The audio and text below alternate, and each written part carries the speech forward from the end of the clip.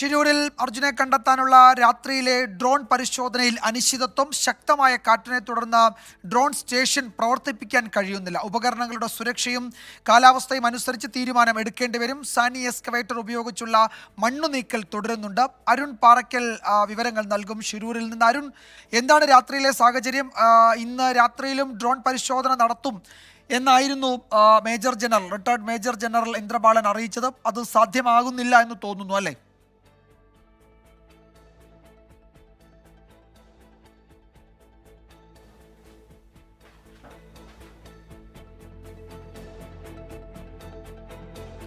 വിജയകുമാർ, ഈ ഷിരൂർ മേഖലയിൽ ഇപ്പോഴും അതിശക്തമായ മഴ തുടരുകയാണ്. അതിശക്തമായ കാറ്റുമുണ്ട്. ഒപ്പം നദിയുടെ അടിയൊഴുക്കും രൂക്ഷമായി തന്നെ തുടരുകയാണ്. ഈ ഒരു സാഹചര്യത്തിൽ രാത്രി സമയത്തെ പരിശോധന അതല്പം ദുഷ്കരമാണ്. ഈ ഡ്രോൺ പറത്തുന്നതിന് ബുദ്ധിമുട്ട് ഉണ്ടാക്കുന്നു എന്നാണ് ഇപ്പോൾ നമുക്ക് മനസ്സിലാക്കാൻ കഴിയുന്നത്. വലിയ രീതിയിലുള്ള കാറ്റും മഴയും, അതായത് വൈകുന്നേരം ഒരു 5 മണിയോടുകൂടി ആ പുഴയോരത്ത്, അതായത് ഗംഗാവാലി പുഴയോരത്ത് നിൽക്കാൻ പോലും കഴിയാത്ത രീതിയിലുള്ള, കുട പിടിക്കാതെ നിൽക്കാൻ പോലും കഴിയാത്ത രീതിയിലുള്ള ശക്തമായ കാറ്റും മഴയും ആ പ്രദേശത്ത് അനുഭവപ്പെട്ടു. നമ്മളെയൊക്കെ ഇങ്ങനെ വലിയ രീതിയിലുള്ള സമ്മർദ്ദം തള്ളിക്കൊണ്ടു പോകുന്ന ഒരു രീതിയിലാണ് കാറ്റ് വീശുന്നത്. അത്രത്തോളം സമ്മർദ്ദം ആ കാറ്റിനുണ്ടായിരുന്നു. എന്തായാലും ഈ കാറ്റിൽ ഈ ഡ്രോൺ പറത്തുന്നത് അടക്കമുള്ള കാര്യങ്ങളിലേക്ക് കടക്കാൻ കഴിയില്ല എന്നാണ് ഇപ്പോൾ ഈ വിദഗ്ധ സംഘം പറയുന്നത്. ഈ ദുരന്ത സ്ഥലത്ത് നിന്ന് 3 ഭാഗങ്ങളായിട്ടാണ് ഈ അർജുന്റെ ട്രക്ക് കണ്ടെത്തിയിരിക്കുന്നതെന്നും ഇന്ന് അറിയിച്ചിരുന്നു. പക്ഷേ ക്യാബിൻ എവിടെയാണെന്ന് കൃത്യമായിട്ട് മനസ്സിലാക്കാൻ ഇതുവരെയും കഴിഞ്ഞിട്ടില്ല. മുങ്ങൽ വിദഗ്ധരുടെ സേവനം അനിവാര്യമാണ്. പക്ഷേ മുങ്ങൽ വിദഗ്ധരെ ഈ നദിക്കടിയിലേക്ക്, ശക്തമായ അടിയൊഴുക്കുള്ള ഈ നദിക്കരികിലേക്ക് ഇറക്കാനുള്ള ധൈര്യം ഇപ്പോൾ ഈ രക്ഷാദൗത്യ സംഘത്തിനില്ല. കാരണം ഇവരുടെ, അതായത് ഈ ടീമിൽപ്പെട്ട ആളുകളുടെ ഉൾപ്പെടെ ജീവൻ അപകടത്തിലാവുന്ന രീതിയിലായിരിക്കും അത്തരത്തിലൊരു തീരുമാനം എന്നാണ് ഇപ്പോൾ പറയുന്നത്. മണ്ണിൽ ഉറച്ച നിലയിലാണ് ഈ ട്രക്കിന്റെ സാന്നിധ്യമെന്ന് ഒടുവിൽ കണ്ടെത്തിയിരിക്കുന്നു. അതിനൊപ്പം തന്നെ ഈ ഉപരിതലത്തിൽ നിന്ന് 5 മീറ്റർ താഴ്ചയിൽ വണ്ടിയുണ്ടെന്നുള്ള ഒരു വിലയിരുത്തലാണ് ഇപ്പോൾ റിട്ടയർഡ് മേജർ ജനറൽ ഇന്ദ്രബാലനുള്ളത്. അദ്ദേഹം ഇന്നിപ്പോൾ ഒരു നിമിഷം തുടരുക. ഇപ്പോൾ ആ ദൗത്യ മേഖലയിൽ നിന്ന് ശ്രീകാന്ത് ചില പ്രധാനപ്പെട്ട വിവരങ്ങളുമായി ഇപ്പോൾ ചേരുന്നുണ്ട്. തത്സമയ ദൃശ്യങ്ങളാണ് നമ്മൾ കാണുന്നത്. അരുണിലേക്ക് ഞാൻ വേഗത്തിൽ മടങ്ങി വരും. ശ്രീകാന്ത്, അവിടെ ഈ രാത്രിയിലെ തെരച്ചിൽ, അതുപോലെ രാത്രിയിലെ മണ്ണ് നീക്കൽ എന്നിവയുടെ കാര്യത്തിൽ ചില നീക്കങ്ങൾ ഉണ്ടാകുമെന്ന് നേരത്തെ MLA-യും SP-യും പറഞ്ഞിരുന്നു. എന്തൊക്കെയാണ് രാത്രിയിൽ അവിടെ നടക്കുന്നത്? ഈ നിർണായക നീക്കങ്ങൾ അല്ലെങ്കിൽ നിർണായകമായ വിവരങ്ങളിലേക്ക് വെളിച്ചം വീശുന്ന എന്തെങ്കിലും സൂചനകൾ നമ്മൾ പ്രതീക്ഷിക്കണോ ഈ മണിക്കൂറുകളിൽ?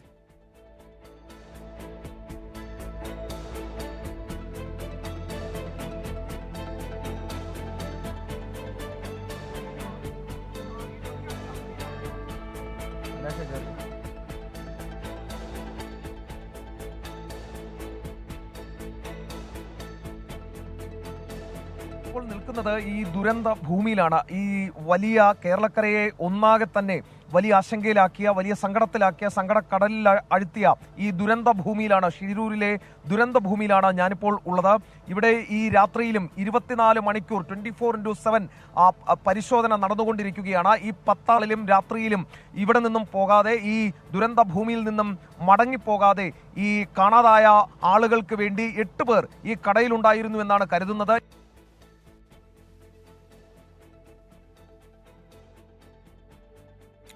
യെസ്, ആ ദുരന്ത മേഖലയിൽ നിന്നുള്ള തത്സമയ ദൃശ്യങ്ങളാണ് നമ്മൾ കാണുന്നത്. രാത്രിയിൽ അവിടെ തെരച്ചിൽ, മണ്ണ് നീക്കം ചെയ്തുകൊണ്ടുള്ള തെരച്ചിൽ തുടരുകയാണ്. നാളെ കാലാവസ്ഥ എത്രത്തോളം അനുകൂലമാകുമെന്നറിയില്ല. ആ പുഴയിൽ ആഴത്തിലേക്ക് ഇറങ്ങിയുള്ള പരിശോധന നാളെയും സാധ്യമാകുമോ എന്നതിലൊരു ഉറപ്പുമില്ല. ഇന്ന് വൈകിട്ടും അവിടെ കനത്ത മഴ പെയ്തു. നാളെയും ഓറഞ്ച് അലേർട്ടാണ് ആ മേഖലയിൽ ഉള്ളത്. അതുകൊണ്ട് എത്രത്തോളം സാധ്യമാകും അവിടുത്തെ പരിശോധന എന്നതിൽ വിവരങ്ങൾ ഈ ഘട്ടത്തിൽ ലഭ്യമല്ല.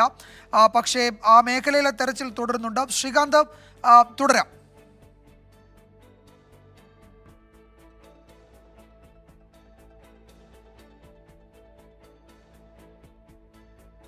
ശ്രീകാന്ത്, ഞാൻ നേരത്തെ ചോദിച്ചത് തന്നെ, ഇപ്പോൾ നടക്കുന്ന തെരച്ചിൽ എത്ര പ്രധാനപ്പെട്ടതാണ്? നമ്മൾക്ക് നിർണായക സൂചനകളിലേക്ക് വെളിച്ചം വീശുന്ന എന്തെങ്കിലും വിവരങ്ങൾ ലഭ്യമായേക്കുമോ?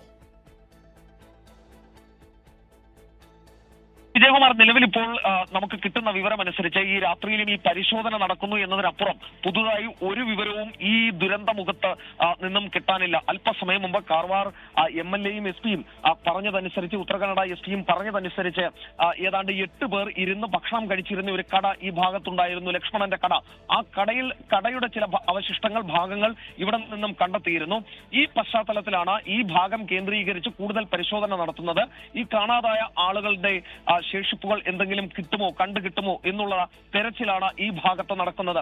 രണ്ടാമത്തേത്, നിലവിലിപ്പോൾ അവർ പരിശോധന നടത്തുന്ന ഒരു സ്ഥലം, ഈ മൂന്നാമത്തെ സ്പോട്ട്, അർജുന്റെ ട്രക്ക് ഉണ്ട് എന്ന് പറയുന്ന മൂന്നാമത്തെ സ്പോട്ട്, ആ സ്പോട്ടിലേക്ക് പരിശോധന പോകാനുള്ള എല്ലാ സാധ്യതയുമുണ്ട്.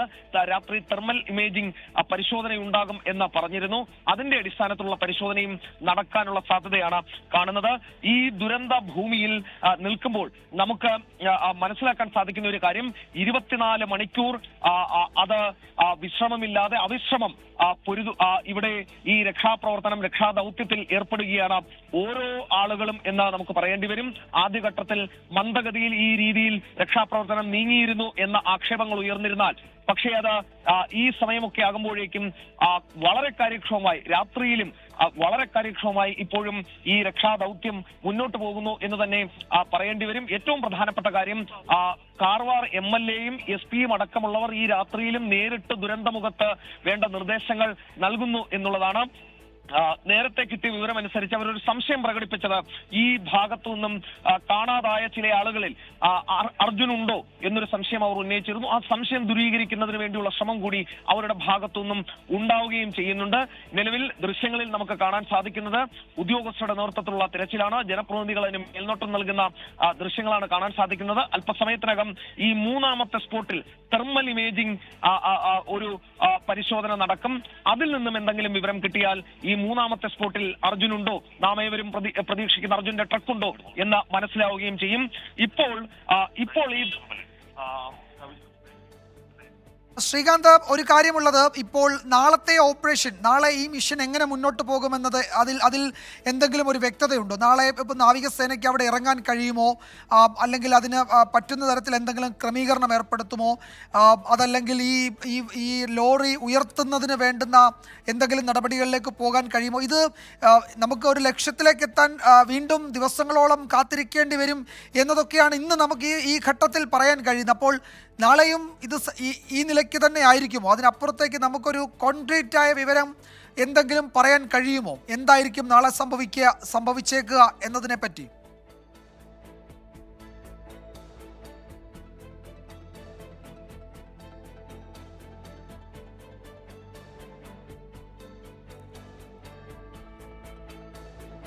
ഉപകരണങ്ങളുടെ സുരക്ഷ, അതുപോലെ തന്നെ അവിടുത്തെ കാലാവസ്ഥ, ഇതൊക്കെ അനുസരിച്ചായിരിക്കും തുടർ നീക്കങ്ങൾ എന്ന് ഈ ഘട്ടത്തിൽ വിവരങ്ങൾ വരുന്നുണ്ട്. അവിടെ ഇപ്പോൾ സാനി എക്സ്കവേറ്റർ ഉപയോഗിച്ചുള്ള മണ്ണ് നീക്കൽ തുടരുന്നുണ്ട്. ആ ദൃശ്യങ്ങൾ നമ്മൾ കണ്ടു. നമ്മളിപ്പോൾ സാധാരണ രാത്രി കാലത്ത് ഒരു ദിവസം പോലും തെരച്ചിൽ നടത്തിയിരുന്നില്ല.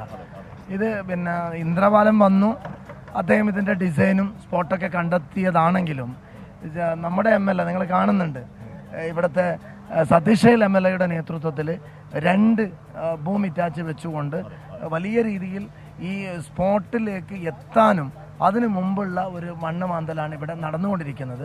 നേരത്തെ ഇവിടെ വലിയ ചർച്ചയായിരുന്നു ഈ തട്ടുകടയുടെ മുകളിൽ 50-60 വർഷങ്ങളുടെ പഴക്കമുള്ള ഒരു ആൾമരം, അതിൻ്റെയൊക്കെ ഏകദേശം ഒരു പ്രകാശനം കിട്ടി, വലിയ വേരുകളൊക്കെ കിട്ടി. നിങ്ങളൊക്കെ ലൈവിൽ കാണുന്നതാണ്.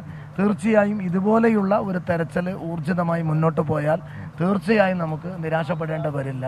നമുക്ക് ആ ട്രക്കിലേക്ക് നമ്മൾ എത്താൻ വലിയ ദൂരമുണ്ടാവില്ല എന്നാണ് ഞാനും നിങ്ങളും ഈ സ്പോട്ടിൽ നിൽക്കുമ്പോൾ നമുക്ക് കാണാൻ കഴിയുന്നത്. MLA കാർവാർ MLA-യും SP-യും ഒരു സംശയം പറഞ്ഞിരുന്നു, അർജുൻ ഈ ചായക്കടയിലേക്ക് കയറിപ്പോയെന്ന് ചില ദൃക്സാക്ഷികൾ, അർജുനാണോന്നറിയില്ല, വണ്ടിയിൽ നിന്ന് ഒരാൾ കയറിപ്പോയെന്ന് പറഞ്ഞു. അതിനെക്കുറിച്ച് എന്തെങ്കിലും സൂചനയുണ്ടോ?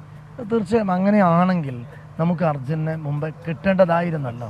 കാരണം ഇവിടെ പല ബോഡികളും കിട്ടുന്ന കൂട്ടത്തിൽ നമുക്കങ്ങനെ കിട്ടേണ്ടതായിരുന്നു. നമ്മുടെയൊക്കെ ഇപ്പോൾ ട്രക്കിനേക്കാളും നമ്മൾ പ്രാധാന്യം കൊടുക്കുന്നത് അർജുനെ കിട്ടാൻ വേണ്ടിയിട്ടാണ്. നമ്മളൊക്കെ അർജുന് വേണ്ടിയാണ് കാത്തു നിൽക്കുന്നത്. അതിനൊന്നും പ്രസക്തിയില്ല. അത് പലപ്പോഴും ഒരു ടോക്കിൻ്റെ ഭാഗമായി പറയുന്നതാണ്. അവിടെ ഒരു കൃത്യമായി എന്നോട് തന്നെ പറഞ്ഞൊരാളുണ്ട്, ഈ അർജുനൊരു കിടന്നുറങ്ങുന്ന സമയത്ത് ഇതുവഴി പോകുന്ന ഒരു ലോറിക്കാരന് അർജുനെ ഉണർത്താൻ ശ്രമിച്ചു എന്നും അദ്ദേഹം ഉണർന്നില്ല എന്നും പറയുന്നുണ്ട്. അർജുൻ ട്രക്കിനകത്തുണ്ടാകാനാണ് 100% സാധ്യത. അപ്പോൾ ഇന്ന് രാത്രിയിലെ പരിശോധന നമുക്ക് പ്രതീക്ഷാപൂർവ്വം കാത്തിരിക്കാം അല്ലേ MLA? തീർച്ചയായും നമുക്ക് പ്രതീക്ഷാപൂർവ്വം കാത്തിരിക്കാം. ഈ തെരച്ചിലൊക്കെ കാണുമ്പോൾ നമുക്ക് കൂടുതൽ ആത്മവിശ്വാസം നമുക്ക് ലഭിക്കുന്നുണ്ട്. അപ്പോൾ വിജയകുമാർ, ഞാനും ശ്രീകാന്തും ഇങ്ങോട്ട് എത്തുമ്പോൾ മുതൽ ഇവിടെ തെരച്ചിലിൻ്റെ വലിയ സന്നാഹങ്ങൾ നടക്കുകയാണ്. രാത്രികാല തെരച്ചിൽ ഇപ്പോഴാണ്. രാത്രികാല തെരച്ചിൽ ഇന്ന് മാത്രമാണ് ഇത്രത്തോളം വൈകി നടക്കുന്നത്. ഇന്ന് രാത്രി മുഴുവൻ രാക്കാലം മുഴുവനുള്ള തെരച്ചിൽ ആണിപ്പോൾ പോകുന്നത്. ഇവിടെ MLA അടക്കം SP അടക്കം ഇവിടുത്തെ പ്രധാനപ്പെട്ട ഉദ്യോഗസ്ഥരൊക്കെ ഇവിടെയുണ്ട്. ഇപ്പോൾ നമ്മൾ കാണാൻ കഴിഞ്ഞത് ഇപ്പോൾ ഈ JCBയുടെ വലിയ കപ്പിൽ ഒരാളെ ഇറക്കി നിർത്തി ഇതിനപ്പുറത്ത് മണ്ണിൽ എന്തോ ചില സാന്നിധ്യം സംശയിക്കുന്നിടത്തേക്ക് അങ്ങോട്ടേക്ക് ഇറക്കി വിടുന്ന ഒരു പ്രോസസ് അല്പസമയത്തിനകം ഉണ്ട് എന്ന് കേൾക്കുന്നുണ്ട്. ഇതിൽ പ്രധാനം കാർവാർ SP അടക്കമുള്ളവർ ഇവിടെ നിന്നുകൊണ്ട് നേരിട്ടാണ് ഈ തെരച്ചിലിന് നേതൃത്വം നൽകുന്നത്. ഇവിടെ ഇങ്ങനെ കിടപ്പാണ്. വിജയകുമാർ, ശ്രീകാന്ത് ഇവിടെ കാണുമ്പോൾ പേടിയാവുന്നുണ്ട്. എന്തായാലും ഈ രാത്രി മൊത്തം തെരച്ചിൽ തുടരുന്നു. ഇവിടുത്തെ തെരച്ചിൽ, പുഴയിലെ തെർമൽ സ്കാനിംഗ് പരിശോധന ഇന്ന് രാത്രി ഒരു നിർണായക രാത്രിയാണല്ലേ? അക്കാര്യത്തിലൊരു സംശയമുണ്ട് ഹാഷ്മി. കാരണം ഇന്ന് പ്രധാനമായും 2 കാര്യങ്ങളാണ് പരിശോധനയ്ക്ക് വിധേയമാക്കുന്നത്. കാരണം ഈ ലക്ഷ്മണന്റെ കടയിലുണ്ടായിരുന്ന 8 പേർ, ആ 8 പേരുടെ റിമെയിൻസ് കിട്ടാൻ വേണ്ടിയുള്ള ഒരു പരിശോധനയാണ് ഈ റിവർ ബെഡിൽ നടക്കുന്നത്. അവർക്ക് ചില സംശയങ്ങളുണ്ട്. ആ സംശയത്തിന്റെ അടിസ്ഥാനത്തിലാണ് ഈ പരിശോധന ഈ ഭാഗത്ത് നടക്കുന്നത്. രണ്ടാമത്തെ കാര്യമെന്ന് പറയുന്നത്, ഈ പുഴയിൽ മൂന്നാമത്തെ ഒരു സ്പോട്ട് കണ്ടെത്തിയിട്ടുണ്ട്. നമ്മുടെ റിട്ടയർഡ് മേജർ ജനറൽ ഇന്ദ്രപാലിന്റെ നേതൃത്വത്തിലുള്ള സംഘം കണ്ടെത്തിയ സ്പോട്ടിൽ ഇന്ന് തെർമൽ സ്കാനിംഗ് നടക്കും. അങ്ങനെ 2 പരിശോധനകൾ ഇന്ന് ഈ ദുരന്തമുഖത്ത് നമ്മൾ നിൽക്കുന്ന ഈ സ്ഥലത്ത് നടക്കാൻ പോകുന്നുണ്ട്. അതായത് ഇന്ന് രാത്രി പ്രധാനപ്പെട്ട രാത്രിയാണ്. കഴിഞ്ഞ ദിവസം നമ്മൾ പറഞ്ഞതുപോലെ ആകില്ല. ഇന്നത്തെ രാത്രി കണ്ടെത്തുന്ന തെളിവുകൾ, ഇന്ന് കിട്ടുന്ന കാര്യങ്ങൾ, അത് വെച്ചായിരിക്കും നാളത്തെ ഈ റിക്കവറി നടപടികൾ, വീണ്ടെടുക്കൽ നടപടികൾ ഉണ്ടാകാൻ പോകുന്നത്. ഹഷ്മി ചൂണ്ടിക്കാണിച്ചതുപോലെ ഈ സ്ഥലത്ത് നിൽക്കുമ്പോൾ ഭയാനകമായ ഒരു സ്ഥലം തന്നെയാണ് ഇത്. കാരണം ഒരു വശത്ത് വലിയ ഏത് നിമിഷം വേണമെങ്കിലും ഹാഷ്മിയും ശ്രീകാന്തും വിവരങ്ങൾ നൽകിയത് ആ ദുരന്ത മുഖത്തു നിന്നാണ്. രക്ഷാപ്രവർത്തനത്തിന്റെ കേന്ദ്രമാണ് അത്. അവിടെയും അതിനോട് ചേർന്നുള്ള പുഴയുടെ ഭാഗത്തുമാണ് ആ രക്ഷാദൗത്യം നടക്കുന്നത്. അവിടെ നിന്നുള്ള ഏറ്റവും പുതിയ വിവരങ്ങളാണ്. രാത്രിയിലും തെരച്ചിൽ